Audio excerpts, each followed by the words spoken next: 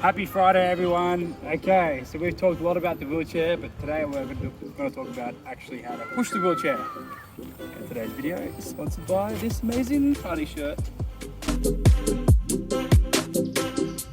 Understanding how to push the wheelchair is really important.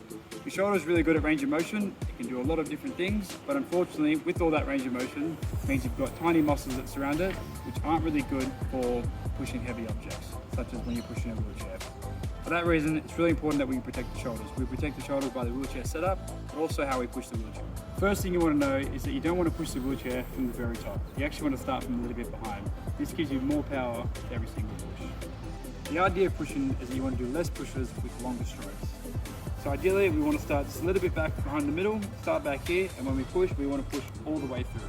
When you push like this, what you will start to see is like an oval shaped push-in. I usually call it the choo-choo train. Whenever I'm talking to clients, I always say, get your hands like this, go like a choo-choo train, and that's exactly what I'm going to do here. Push, follow through, come around.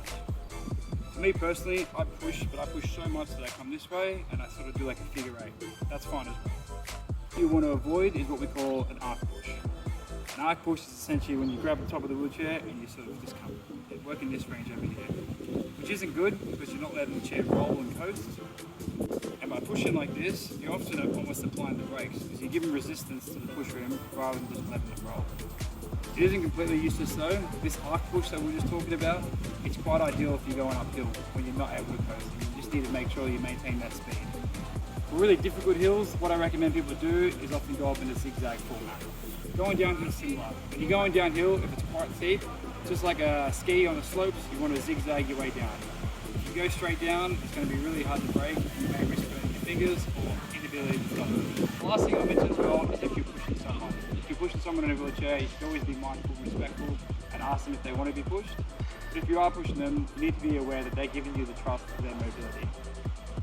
One of the issues that people might come into contact with is bumping someone in the foot. So if someone's got a quite open leg angle like this, just because of my knee surgery, but if someone did have their foot like this, you need to be wary of that when you're turning them to make sure they don't bump into someone. The other more common one is thresholds.